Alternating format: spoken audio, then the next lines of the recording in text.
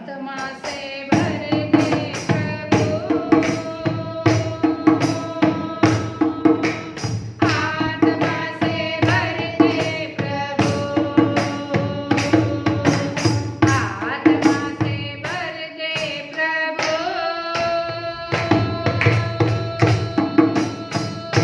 पवित्र आत्मा से भर दे प्रभु, जहाँ भी तू जाए, जो भी तू जाए, वही मैं सुनूं। आत्मा से भर दे प्रभु, पवित्र आत्मा से भर दे प्रभु, आत्मा से भर दे प्रभु, पवित्र आत्मा से भर दे प्रभु। अरे मेरा बड़ा अरे वो हालेलुया हालेलुया हालेलुया हालेलुया। अरे मेरा बड़ा मंत्र बकार बसीत्र बसंत्र hallelujah hallelujah hallelujah hallelujah hallelujah. अरे मेरा बड़ा हालेलुया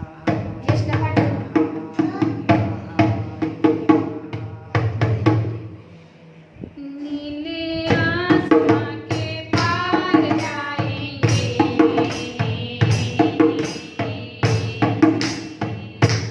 मेरा यीशु रहता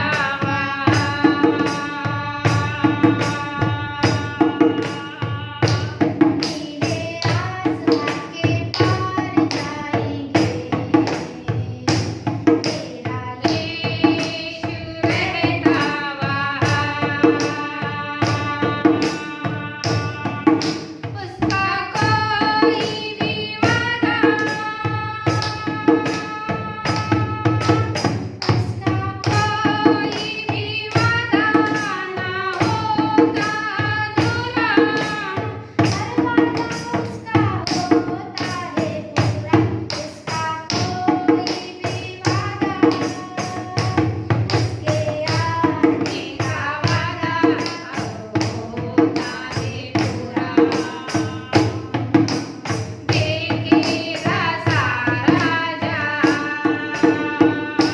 नीले आसमां के पार जाएंगे, मेरा यीशु रहता वहाँ, नीले आसमां के पार जाएंगे, मेरा यीशु रहता वहाँ। हम मिलेंगे बादलों में, हम मिलेंगे बादलों में, देखेगा सारा जहां, देखेगा सारा जहां, नीले आसमां के पार जाएंगे,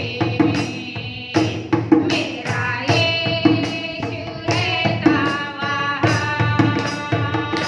नीले आसमां के पार जाएंगे, मेरा यीशु रहता वहाँ। देवाचा प्रत्येक बोल, खरा आहे. प्रत्येक बोल, प्रत्येक बोल, खरा आहे. प्रत्येक बोल खरा आहे. मग प्रत्येक बोललाच ग्रहण करायचं. त्याचा येणारा दिवस पण, त्याचा येणारा दिवस पण, खरा आहे. त्याचा येणारा दिवस पण खराच आहे. सगळे बोल प्रभूचे काय आहे? खरे. समजू नका पुस्तक बोलतोय, तुमच्या संग कोण बोलतोय? देव बोलतोय. कोण बोलतोय? कोण बोलतोय? देव. देव बोलतोय. त्याचा प्रत्येक एक एक गोष्ट खरा आहे. तो कोणी बुजावणार? नाही. तो कोण बुजावणार? नाही. कोणी ते खोडणार? नाही. आपल्या जीवनातलं ते खोडतोय. देवाचं कोण खोडणार? त्याची आजची तारीख उद्या पण नाही होऊ शकत. त्याचा नेमलेला बोल, नेमलेला दिवस म्हणजे तो खरा म्हणजे खरा, बोलला म्हणजे बोलला. बोलला म्हणजे बोलला. बोलला म्हणजे बोलला. जसा पेत्रच नदी, पेत्रचे देवाचे शिष्य कुठं होते? नदी काठी होते. कुठं होते? नदी काठी. कुठं होते? नदी काठी. नदी काठी होते. देवाचं मार्क 6वा अध्याय त्यातलं 45 वचन. मार्कचा 6वा अध्याय 45 वचन. वचने. येशू कशावर चालले? पाण्यावर. येशू कशावर चालले? पाण्यावर. पाण्यावर. शिष्य संघ त्यांच्या होते. सतून शिष्य त्यांच्या पुढे राहायचे भोवतीनी. तरी पण काय काय गोष्टी ते जाणून तेव्हा आत्मा नव्हता त्यांच्या, म्हणून ते त्यांना कळत नव्हतं. का की देवच त्यांच्या संग होता. म्हणजे आत्मा त्यांच्या तेव्हा नव्हता. हळूहळू देव येशूच त्यांच्या संग चालत होते, त्यांच्या संग बोलत होते, त्यांच्या संग खात होते, संदेश सांगत होते, सर्व काय करत होते, सर्व ते शिष्य बघत होते. देवाच्या मागं मागं चालत होते. कधी कधी देव काय करायचा? त्यांना सोडून एकटा पण राहायचा. येशू काय करायचे? एकटे पण डोंगरामध्ये एकटेच प्रार्थना जायचे, एकटे पण राहायचे. काही देवाचं येशूचं जे मेन काम असेल, प्रार्थना असेल, काय असेल, त्यावेळेस ते शिष्य जवळ नसायचे. पण शिष्यांना खूप देवाने प्रेम लावलेलं आहे, म्हणून 12 शिष्यांनी 12 मधला एक गेला, तेवढ्यांनी अख्खा हलवून टाकलं. आज कुठे नाही देवाची स्वार्था, कुठे नाही देवाचं वचन, कुठे नाही देवाची प्रार्थना, कुठे नाही देवाचा चमत्कार. त्या शिष्यांवर देवांचं काय होतं? देवाचं प्रेम होतं. आज तुमच्यावर काय? तुम्ही पण एक शिष्यच आहात देवाचे. कशी बसी कुणाला तरी प्रार्थना तरी म्हणत असताना की आमच्या व्यक्तीकडून प्रार्थना करून घ्या, तुम्हाला बरं लागल. ते काय? देवाचा शिष्यच आहे. काय तो कोणाचं काम केलं त्यांनी? भले त्यांनी महिन्यातून केलंय, 8 दिवसातून केलंय, 15 दिवसातून केलंय, पण त्यांनी कोणाचं काम केलंय? देवाचंच काम केलंय. तो कोण झाला? देवाचा शिष्य झाला. आज ते शिष्य देवाने त्यावेळेस त्याच्या जवळ नसते राहिले तर काही नसतं माहिती पडलं. येशू कोण आहे, परमेश्वर कोण आहे, कोण आहे, काय कुठं अंधार आहे, कुठं उजीड आहे, काही मानवाला कळलं नसतं. जागोजागी मंदिर झालं, जागोजागी चर्च झालं, जागोजागी सेवक देवानी त्या 12 शिष्यांच्या द्वारे एवढी देवाची स्वार्था झालेली. आता 12 शिष्यांच्या द्वारे एवढी स्वार्था झाली तर आपल्या ह्याच्यात तर किती शिष्य झाले, त्याची काही गिनती आहे का? येशूचे शिष्य काही गिनती आहे का त्यांची? खूप देवाची स्वार्था, येशूची स्वार्था करणारे खूप लोक आहे. आजही आपण फेसबुकला काय करत आहे? स्वार्थच करत आहे. मी मला काय करता येत नाही, मग काय करतोय आपण? स्वार्थच करतोय आम्ही. ही एक प्रार्थना, आराधना, देवाचं वचन म्हणजे स्वार्थच आहे. कुणी नवीनही अचानक बघत असेल तर ही देवाची संदेश त्यांच्या कानावर पोहोचत आहे. आणि त्यांचं जीवन आज काय होतंय? त्यांचं जीवन आज काय होतंय? बदलत आहे. तसे शिष्य संघ राहून पण कधी कधी काय करायचे? त्यांना देव येशू ओळख तुम्ही ओळखूच नव्हता येत. मध्ये अंतर असताना त्यांना काय वाटलं? तसं कधी कधी देव आपल्याला समोक्षात दिसत नाही. आपण नुसतं आत्म्याने पडतो आपल्याला वाटतं काय आता काय होईल का नाही बाबा. हा तसं मोक्ष दिसलं मग काय होईल म्हणून आपल्याला वाटतं नाही का, करतोय प्रार्थना, आता काय माहिती पुढचं काय होतं. शिष्य समक्ष बघून पण चेक करत होते. काय त्याच्या संग खाऊन, त्याच्या संग पिऊन, त्याच्या संग राहून, त्याच्या संग हिंडून पण चेक करत होते प्रभूवर. आता तर आत्मा आहे, आता तर आत्मा आहे त्याचा, पण त्याचा आत्मा पण खूप महान आहे. त्या आत्म्यानेच आज एवढी स्वार्थ झाली त्याची देवाची. खूप स्वार्थ झाली. खूप लोकांचे जीवन बदलले. आणि मग नदीकाठी त्यांना कोण दिसला? येशू. येशू दिसल्यानंतर ते काय म्हणले? भूत आहे. ते काय म्हणले? भूत. शिष्य काय म्हणले? आता नदीकाठी भूत. काय म्हणले? भूत आहे. भूत आले. आता काय संध्याकाळची वेळ वाचल चौथा रात्र पाठ. किंवा पाठ असेल. पाठ पण माणूस जरची देव माहिती. आता ते आम्हाला देव माहिती म्हणून आम्हाला पाठ काय रात काय निमी रात काय नाही काही बार काय म्हणणं काय वाटत. देव म्हणला असं आजो बाबा पाठच आहे आता भूतच आले. ते शिष्य काय म्हणले? भूत आले. भूत. आणि येशू काय म्हणलं तिकडून? खबर नका. शांती म्हणला मी भूत नाहीये. हालेलुया. काय म्हणला? भूत नाहीये. मी भूत नाहीये. थांबा रे बाबा. थांबा. धीर धरा. जरा येऊ दे तिकडे. मिळाला, मिळाला. आता वादळ थांबवणारा, समुद्राच्या लाटा थांबवणारा परमेश्वर जवळ आता ती काय म्हणली? भूत. तसं माणूस कावा कावा कन्फ्यूज होतो. पण माझी इच्छा नाही की नाही कन्फ्यूज व्हायचा. देवसंग असताना ती काय म्हणली? भूत. आणि पेत्रस शिष्य त्याचा खूपच जवळ असायचा. तो तर सारखी देवाची परीक्षा घ्यायला उभाच राहिलेला असायचा. वारंवार काय करायचा? वारंवार देवाला चिटकलेला असायचा. आणि वारंवार मग देवाला काही नाही काय त्याचं चालूच असायचं. आता काय म्हणला? खरंच तुम्ही गुरुजी आहे का? मग मला पाण्यावर चालता येईल का? आता काय करायचं? पण तेव्हा काय म्हणले गुरुजी? मीच आहे. तुझा विश्वास आहे का? तसा आपला विश्वास आहे का? आपण करणार कोणत्या बाहेरच्या गोष्टीसाठी करणार नाही. बाहेरच्या लोकांसाठी करणार नाही. म्हणजे जे आपल्याला डिप्रेशन टेन्शन आमकट टमकट टाकतं त्यांच्यासाठी करायचं नाही. देवाच्या हातात देऊन मोकळं व्हायचं. Yes.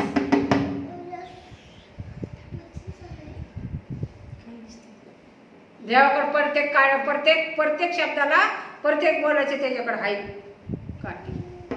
ते बरोबर ते बोलतो काठीने. म्हणून जसा पेत्रसने विश्वास ठेवला प्रभूच आहे. पण विश्वास ठेवून पण देवाला गोत्यात टाकलं ना तिथं. काय केलं? खरंच तुम्ही प्रभू आहे का म्हणला? मला पाण्यावर चालण्याची आज्ञा द्या. संपूर्ण विश्वास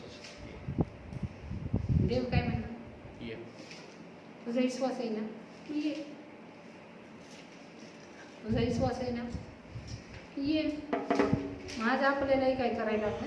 बायबलद्वारे प्रार्थनाद्वारे विश्वासच करावा लागलो. या काळातही आपण डगमगून चालणार नाही. कुणी व्यक्ती जरी असेल त्यांनी पण येशू माहिती असला तर त्यांनी पण डगमगलं पाहिजे. आणि उलट त्यांनी घर फॅमिलीला जे कोणी मित्रमंडळी असेल त्याला काय दिला पाहिजे? धीर दिला पाहिजे. काय पाहिजे? धीर दिला पाहिजे. का की आपल्याला जिवंत देवाचा परिचय झालेला आहे. जिवंत देव आपल्याला माहिती आहे. म्हणून आपण जसं डगमायचं नाही. पण तिथं तो शिष्य असताना पण काय म्हणला? पाण्यावर मला चालण्याची आज्ञा देता का? ये म्हणला. तुझा विश्वास आहे ना? सरळ शिकव. काय म्हणला? तसं आज पण आपण सरळच प्रार्थना केली तर सरळ प्रभूकडेच बघायचं. हालेलुया. देवा मी तुला प्रार्थना केली. तू म्हणलेला आहे पेत्रसला सरळ बघ. काय म्हणला? सरळ बघ.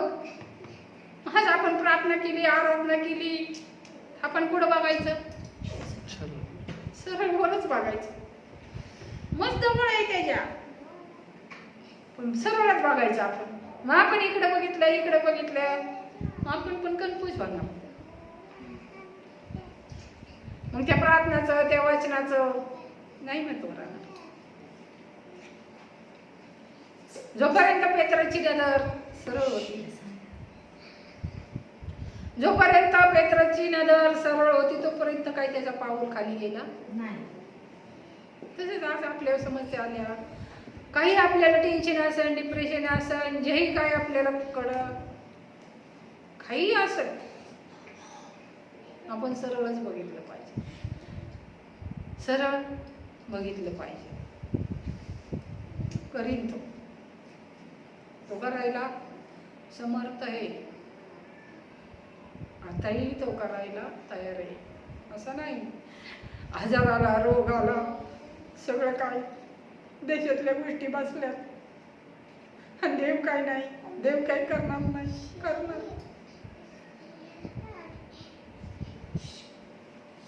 आपल्याही जीवनात करणार, जगतही करत तो.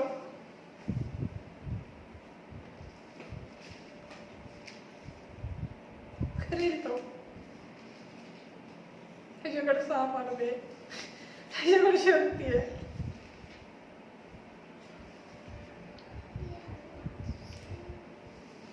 जसा पेत्रस खूप आनंदला, नाही का, त्याला आज्ञा दिलं. मी मंदिर झाल्यानंतर खूप आनंद झाला मला, नाही का, की देवाने अशा जागी मंदिर केलं. कसं का व्हायला देवाने या जागी मंदिर केलं. मी पण खूप आनंदी, आणि मी आनंदीतच आहे. मला माहिती माझा प्रभू करणार आहे सर्व गोष्टी.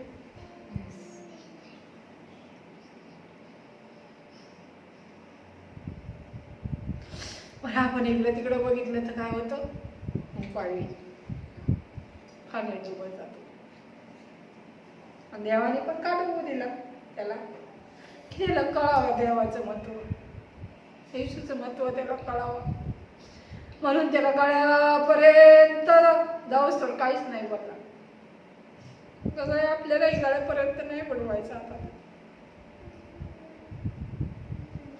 गळ्यापर्यंत आपल्याला काही गोष्टी आणणार नाही, आणणार. आपल्याकडे कोण आहे, जिवंत देव आहे. आपल्याकडे कोण आहे, जिवंत परमेश्वर. आणि मग पेत्रस त्याला आता बघून खूपच आनंद, खूप आनंद झाला. आणि मध्यभागी मध्ये एकदम मध्ये येशूच्या जवळ गेल्यानंतरच का डोबला. येशूलाही चमत्कार दाखवायचा होता की इकडे तिकडे बघू नका, तुम्ही जर माझ्या विश्वास ठेवलाय तर सरळच बघा.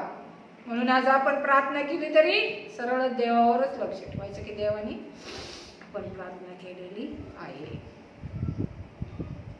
एक क्षणासाठी देवाने त्याला डुबू दिला, लगेच देवाने हात दिले आणि वर काढ. तसं एक क्षणासाठी आपल्याला काहीतरी गोष्टी कन्फ्यूज होतात, आपल्याला वाटेल असं नाही होणार, तसं नाही होणार, सर्व गोष्टी होणार दिसते आपल्याला सर्व काही. पण त्याची इच्छा फिरली, जशी पेत्राजवळ इच्छा फिरली की ये पाण्यावर, तशी देशावरही त्याची इच्छा फिरली तर कुणी ते खाली बसू नाही शकतं देशाला.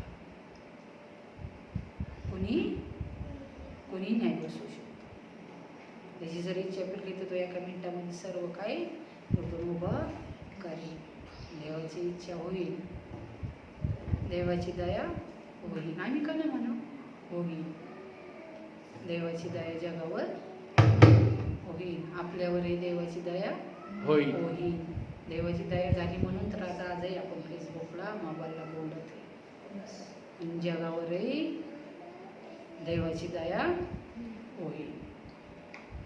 देव त्या गोष्टी करायला समर्थ आहे, त्या गोष्टी करण्याला देवाकडे सामर्थ्य आहे. अख्ख्या जगाचा निर्माण करता दाता आहे. मग सारखं जग या करोनामुळे नाही का खचलेले, पण त्याची एक दया जर झाली तर पुन्हा सगळं काही चांगलं दिसत. पण आपल्याला गरज कोणाची आहे, देवाचीच आहे. जगाला देवाचीच गरज आहे.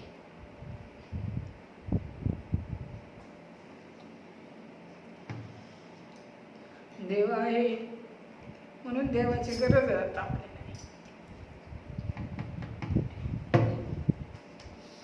देव आहे. निर्माण करता दाता आहे. म्हणून त्याचे आभार मानते मी. त्याला कोटी करोडोनी धन्यवाद करते. ख्याच देव मोबाईलद्वारे बोललेला आहे की मी आहे. जसं पेत्रसलाही म्हणलं मी आहे, घाबरू नका.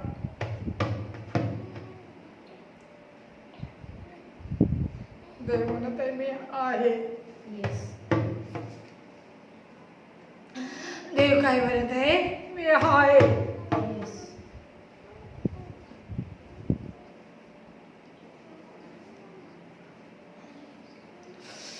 देव म्हणत आहे मी आहे.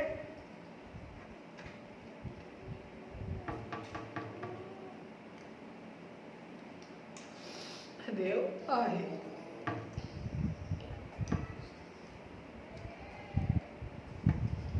देव आहे.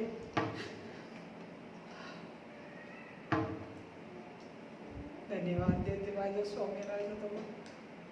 तू आहे. धन्यवाद करते मला. हे तू परमेश्वर, तुझी दया उंडर बाप्पा आम्हा सर्वांवर. तुझी कृपा उंडर माझ्या स्वामी आज आहे. आम्ही काय मागावे माझ्या बाप्पा? तुझी दया आमच्यासाठी खूप मोठी आहे, खूप मोठी. प्रत्येकावरही तुझी दयाच उंडर माझ्या राजा. अरे मेरा बारा बारा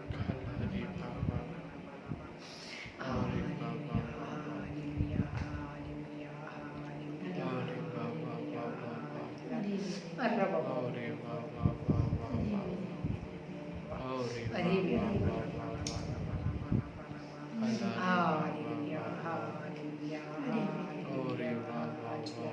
अरे मेरा बारा बारा mantra bakara basitra basata. Hallelujah, hallelujah, hallelujah, hallelujah. Teri daya,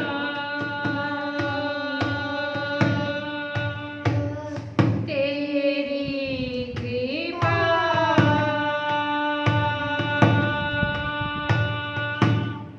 tera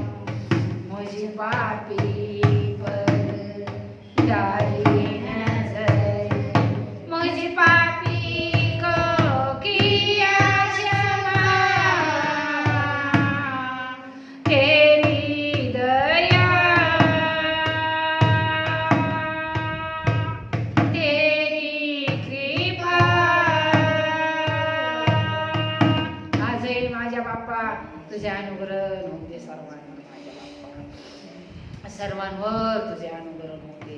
तुझी दया होऊन दे माझ्या स्वामी राजा. तुझी दया होऊन दे माझ्या बाप्पा. तुझी कृपा होऊन दे माझ्या बाप्पा. मी काय मागू शकते बाप्पा? तुझ्याकडे दया आणि कृपा मागत आहे माझ्या स्वामी राजा. जय मोबाईलला पाळते त्यांच्यावरही तुझी दया आणि कृपाच असू दे बाप्पा. तुझी दयाच खूप मोठी आहे माझ्या परमेश्वरा. अख्ख्या जगावरही तुझी दया आणि कृपाच असू दे माझ्या बाप्पा. माझ्या पवित्र पवित्र परमेश्वरा, तुझी दया आली म्हणजे सर्व आलं तिथं माझ्या बाप्पा. जीवन आलं, शांती आले, उन्नती आली, वरती आली, सर्व अडचणी अडचणी असल्या त्याही आल्या. तुझी दया खूप मोठी आहे माझ्या बाप्पा. तर सर्व दयाच पाहू दे माझ्या स्वामी राजा. बेते साधताई सर्व दया आणि कृपाच पाहू दे बाप्पा. सर्व घाणारडे अशुद्ध आत्मे, कंपोज करणारे आत्मे, घाणारडे आत्मे, सर्व कार्य करणारा शैतान बोधुर आत्मा, आजही मत्त्याचा अधिकार घेऊन त्याला धमकवते मी येशू नावाच्या नाव. परदेशाचा ताबा सोड सैताना आणि निघ येशूच्या नावात. धन्यवाद करते माझ्या स्वामी राजा. माझ्यावरही तुझ्या दये कृपेची गरज आहे बाप्पा. माझ्या पवित्र परमेश्वरा, माझ्या फॅमिलीवरही तुझ्या दये कृपेचीच गरज आहे. आज आम्हाला तुझी दया आणि कृपाच पाठव. तुझी दया कृपा आणि त्या सर्व गोष्टी आमच्या जीवनात आलेल्या आहेत माझ्या बाप्पा. माझ्या पवित्र परमेश्वरा, सैन्याधीश परमेश्वरा, धन्यवाद करते, तुझे आभार मानते. प्रत्येकावर तुझी शांती दया कृपा आलेली माझ्या बाप्पा. आणि सर्व ही प्रार्थना विनंती तुझ्या प्रभू ख्रिस्ताच्या गोड आणि प्रिय नामातच मी मागते. आमेन, आमेन आणि आमेन. जय येशू.